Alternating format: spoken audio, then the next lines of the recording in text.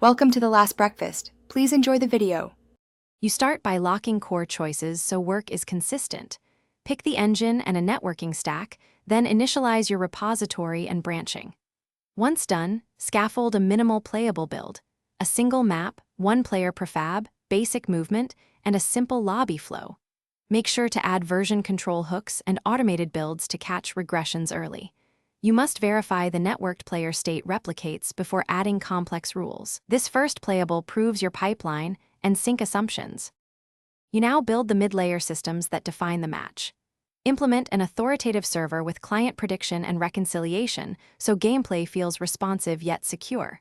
Then design game rules, loot rarity tables, health and elimination flow, respawn or permadeath, and shrinking safe zones. Once done, connect these to match state and timers, and tune spawn logic to avoid unfair clusters. Make sure to profile network messages and CPU hotspots. Optimizing serialization and culling will keep the match stable at scale.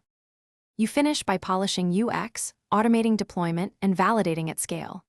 Run structured playtests, collect telemetry on latency, eliminations, and item usage, then prioritize balancing and bug fixes. Deploy servers in stages with health checks and automated rollbacks, and create a lightweight analytics dashboard for live matches. If players see major desyncs, isolate by reproducing on a local LAN build. If that fails, throttle recent feature merges and bisect to the offending commit. This targeted rollback is your... Thanks for watching. If this was helpful, leave a like and consider subscribing. See you next time.